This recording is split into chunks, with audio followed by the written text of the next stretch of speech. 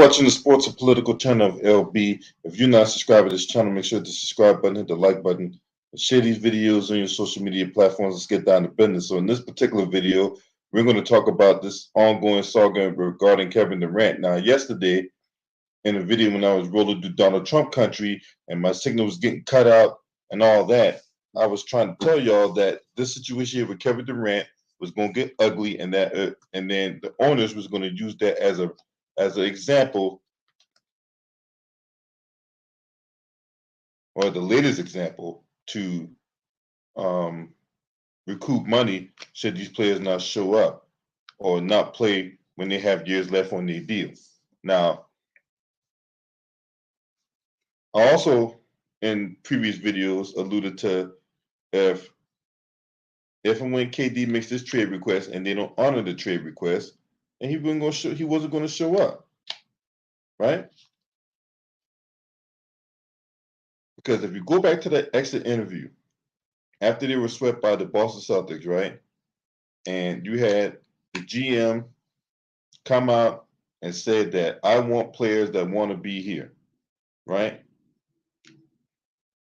And they didn't give Kyrie Irving the long-term deal he was looking for. And there were trade rumors out the yin yang. And that KD was going to be out. Now, apparently, there's some reports that came out that the organization made some moves that KD wasn't aware of and KD didn't like and all that. And they were trying to take back the power within the organization that they'd given Kevin Durant, Kyrie Irving, right? So through all that, and not just a few of many examples have we talked about here on this platform regarding the whole KD saga, right?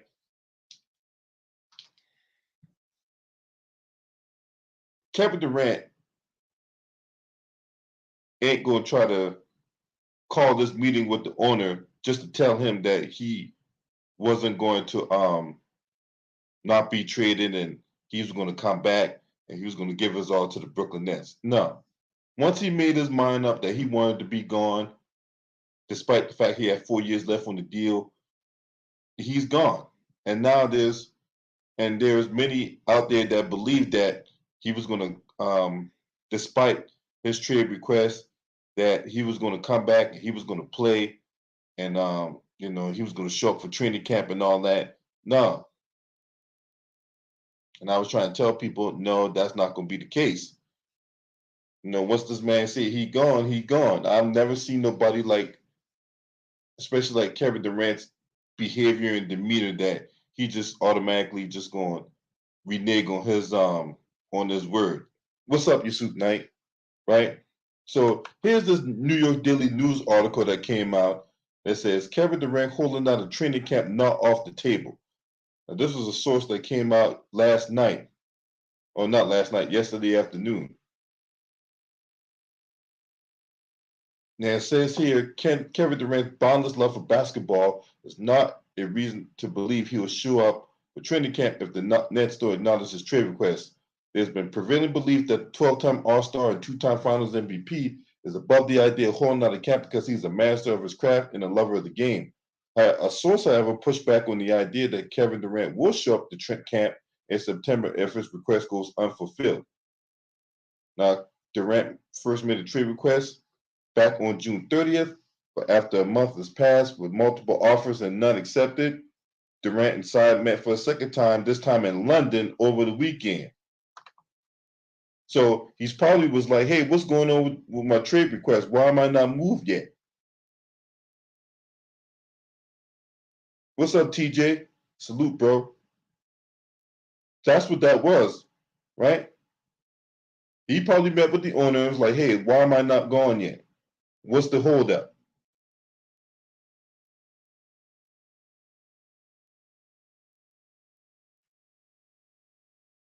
And I point back to that trade between the Minnesota Timberwolves and the Utah Jazz when Minnesota got Rudy Gobert and the Utah Jazz got what they got, that right there essentially killed the market. So now other teams are going to look at that. They're not just going to give up Kevin Durant for a bag of rice and some peas. No. If you want Kevin Durant, you're going to have to give us at least another All-Star. Maybe some draft picks and a quality player or something like that. Now, mind you, when these teams make these deals, the numbers going to have to match. Now, Boston makes sense because Ime Udoka was there in Brooklyn as an assistant before he took the job as the head coach at Boston. So if anybody knows the ins and outs of KD, how to get the most out of KD, would be Ime Udoka. And in my opinion, the Brooklyn Nets really screwed up by keeping Steve Nash and letting that man go to the Boston Celtics, a division rival. What's up, Stephen Brown? Salute, bro. So I know a lot of people going to, point to KD and Kyrie and what have you. And don't get me wrong, they're not above reproach. They have their own share of faults in this thing. But I really do think we need to point the finger at at the ownership and the general manager, right? And Steve Nash. Because I don't think these dudes get not nearly enough attention, right? Yeah, we can be on Kyrie for not taking the jab, or I know some. I'm not gonna be on about that, but I know some people will be on him for not taking the jab, and there's other people that's gonna be on him for not showing up, right? And then you got KD, right? Another guy, right? While he's a dynamic player, he only plays on one side of the ball, this, that, and the third, right? But we really need to point to the fact that the ownership and the general manager have been dysfunctional. They don't know. They clearly don't know what they're doing, and they're taking a potentially really good situation and turn this thing into a circus act with the moves they made. So I don't think enough attention has been going on, has been put on them, and then coupled with the fact that last year they lost between $50 and $100 million, right? Now, Durant doubled down on his request and told Sy that he lost faith in the direction of the organization, and Sy must choose between the superstar forward and a pair of GM Sean Marks and head coach Steve Nash, according to The Athletic. Now, that's what Joseph Sy went on his official Twitter account and made that empty statement, right? That much ado about nothing statement that I fully support the decisions of the front office, and I'm committed to the making the best decisions in the best interest of the Brooklyn Nets. What does that even mean? We will make the decisions, the best decisions possible in the best interest in the Brooklyn Nets. What does that even mean? You go from an NBA Finals threat to a potential lottery pick. Now, what they're trying to do is they're trying to get back a king's ransom for Kyrie, but the thing is, Kyrie got all the leverage in the situation because even if Kyrie do play this year, he's going to be gone after next year, right? Now, they still have control and interest in Kevin Durant, but Kevin Durant don't want to be there. So if he don't want to be there, guess what? How you can make somebody come to work that don't want to be there? It's just going to be a stalemate. Right now, what we see here is I call it a dick sizing contest. Both parties are putting their dicks out to see which one is bigger. Okay? Since you don't trade me, I'm not coming to training camp, period. You don't want to trade me, I ain't coming. That's where we at right now with the whole KD situation. Right? They already laid it out. They said, look, you either trade me or fire them. If you fire them, I'll come back. If you don't fire them, then I'm not coming back.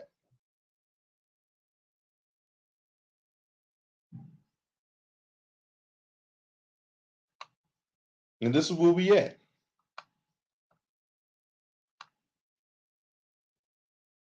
Now, the Brooklyn Nets have received a number of offers, including a package from the Boston Celtics that included star forward Jaylen Brown, Derek White, a first-round pick, but the asking price has been too steep. For example, the Nets countered the Celtics, and they must include Marcus Smart, another rotation player, and a draft compensation in any deal that includes Brown for Durant. So let me get this straight. The Brooklyn Nets want Marcus Smart, Jaylen Brown, another rotation player, and another draft pick for Kevin Durant.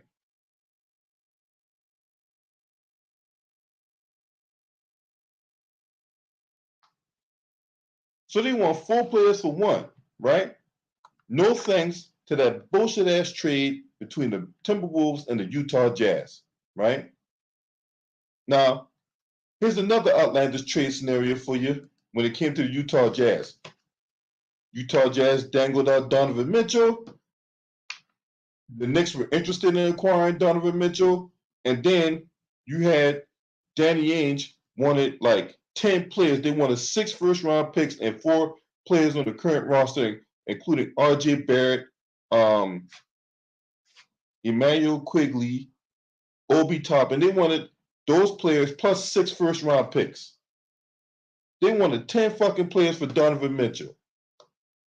No thanks to that trade between the Jazz and the goddamn on Timberwolves. What's up, Alex Heron? Salute to you, bro. This is why we got these outlandish trade scenarios. No thanks to that one. Then you turn around, you got the Pelicans. It says the Pelicans remain interested in the deal for Durant and could put together a compelling package around Brandon Ingram, Herb Jones, Devontae Graham. He's been a colossal bust. And Jose Alvarado, right? Amongst the remaining draft compensation received from both the Lakers in the AD trade and the Bucks in the Drew Holiday trade. Right? Any deal, any trade, you can rest assured that Devontae Graham is a goner. Especially when they acquired CJ McCollum, right? You ought to know that Devontae Graham was going to be on the move. And then on top of that, Devontae Graham got busted on DUI last month. I talked about that on this very channel. He got busted for a DUI out in North Carolina. Because that's where he's from. He's from Raleigh.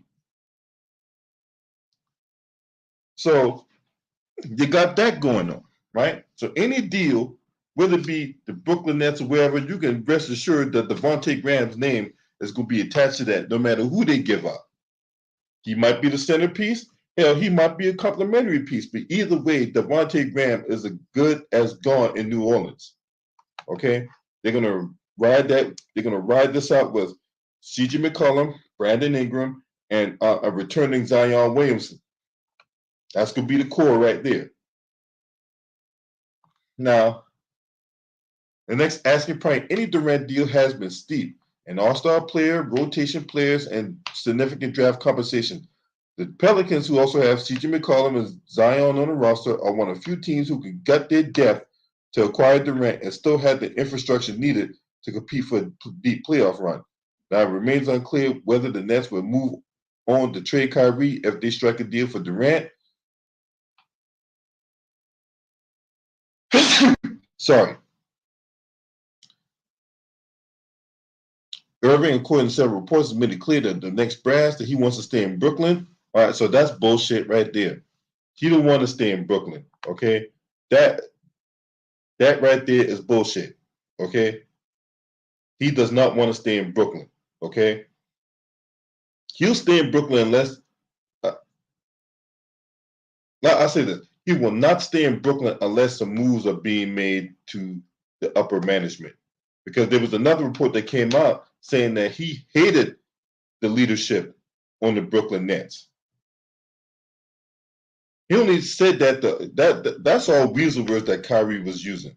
He's saying that because he opted into that deal, that 30-something odd $1 million deal that he had on the books. That player option he had. He opted into that. And of course he's going to come out and say the right things. Of course he's going to say the right things.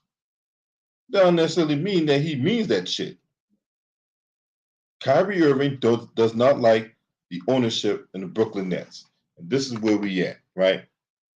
Even if the team moves on from Durant, the Lakers have been the only interested party in Kyrie's services, according to multiple reports, and the Nets have not been open to acquiring Russell Westbrook in the Kyrie deal, which means they will have to acquire a third team in the process, possibly Miles Turner and Buddy Hield from the Pacers, because the Pacers are going through a rebuild right now, right? It is unclear whether the Nets would rather just keep Irving, a superstar talent, on a one-year deal and trade him for pennies on the dollar, as much as the Nets would like to keep KD on the roster as he walks into the first year of a 4-year, $198 million max contract extension. They run the risk of taking the charade in the camp, but does not certainly the superstar forward will show up. This article goes on to talk about Ben Simmons, which I really don't have an interest in talking about because Ben Simmons really doesn't matter.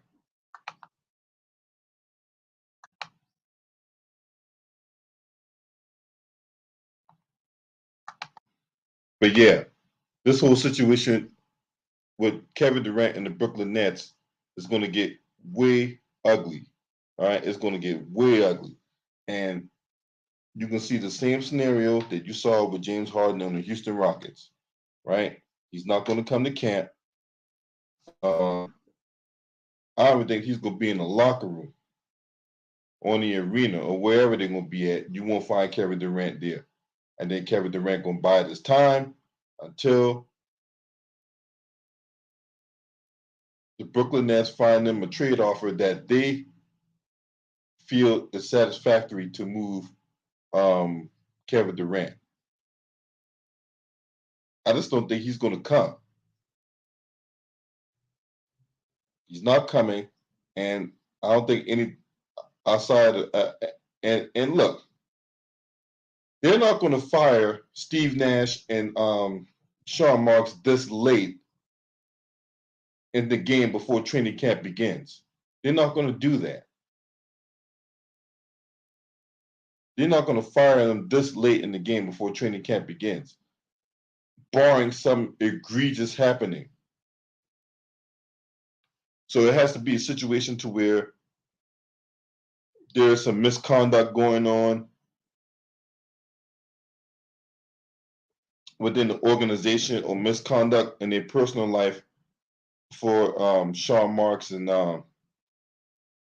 Steve Nash to get fired. Outside of that, they're not firing right now.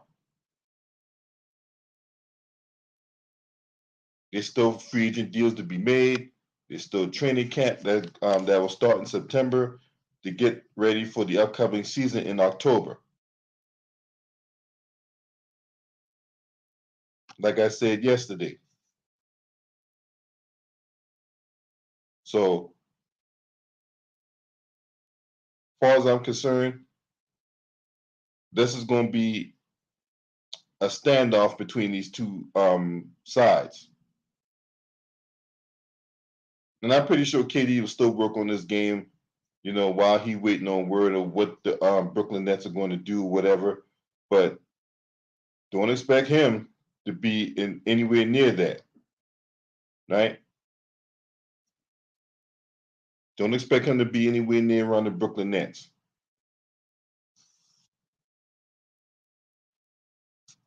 What's up, Carla? She says just trade KD and let him go.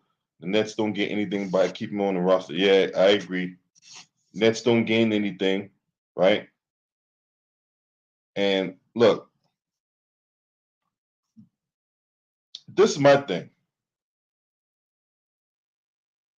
Would you keep anybody at a place they don't want to be in? Because now you run the risk of having a toxic work environment.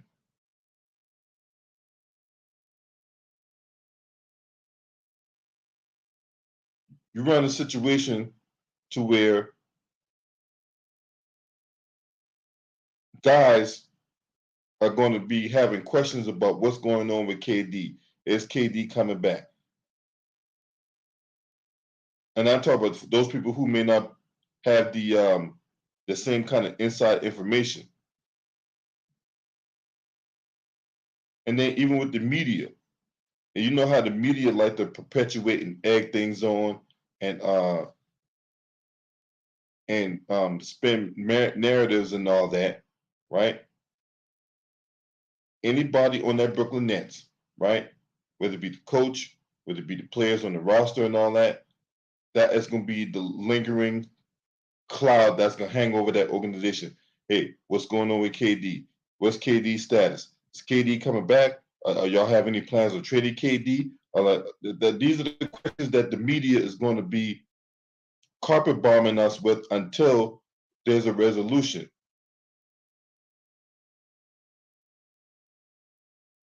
So this is where we at.